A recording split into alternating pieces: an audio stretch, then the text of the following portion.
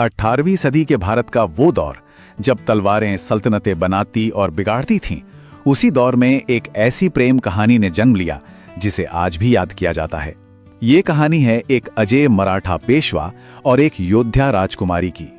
एक पेशवा, एक राजकुमारी और एक प्रेम जो समाज से बड़ा था। बस यही तीन चीजें हैं जो बाजीराव और मस्तानी की पूरी कहानी को बयां कर देते हैं। एक ऐसी दास्तां जिसने समय की सीमाओं को ही पार कर लिया। अब देखिए, इस असाधारण कहानी की शुरुआत किसी शाही महल या फूलों के बाग में नहीं हुई। नहीं, इसकी जड़ें तो उस जगह पर हैं जहां इसकी उम्मीद कोई कर ही नहीं सकता था, एक युद्ध के मैदान में। तो चलिए पहले मिलते हैं कहानी के नायक से, पेशवा बाजीराव। पेशवा का मतलब होता था प्रधानमंत्री, जो मराठा साम्राज्य में आप समझिए सबसे शक्तिशाली पद था।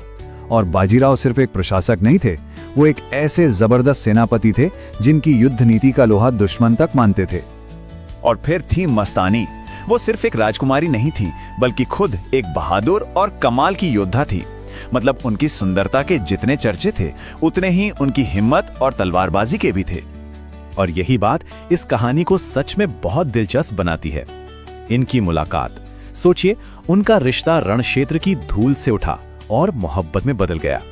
जंग के उस शोर और उथल-पुथल के बीच एक ऐसा बंधन बना जो इतिहास में हमेशा के लिए अमर हो गया। लेकिन देखिए, रणभूमि जीतना एक बात थी और समाज की दीवारों को तोड़ना वो बिल्कुल दूसरी बात थी।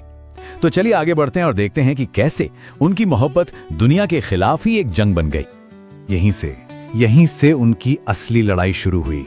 एक तरफ था बाजीराव और मस्तानी का प्यार, और दूसरी तरफ खड़ा था पूरा का पूरा समाज, जिसमें राजनीति भी थी, धर्म भी था और यहां तक कि उनका अपना परिवार भी शामिल था।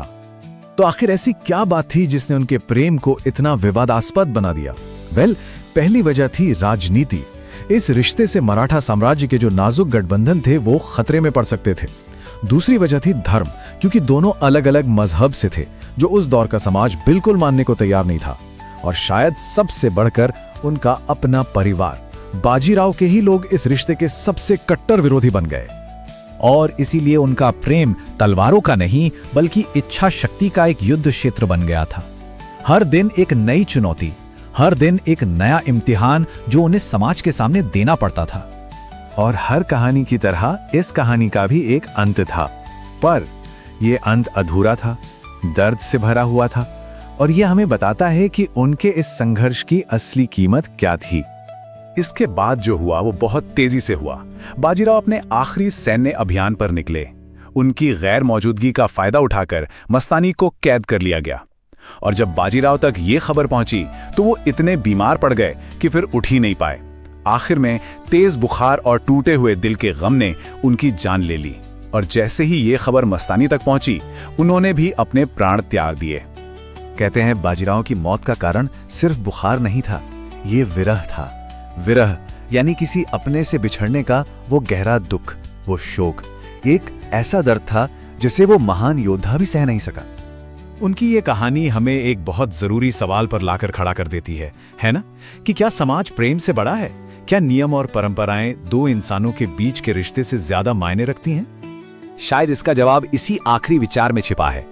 प्रेम कभी गलत नहीं होता, बस समाज छोटा पड़ जाता है। बाजीराव और मस्तानी की कहानी हमें शायद यही याद दिलाती है कि जब प्रेम सच्चा होता है तो वो समाज की बनाई हर सीमा से कहीं ज्यादा बड़ा हो जाता है।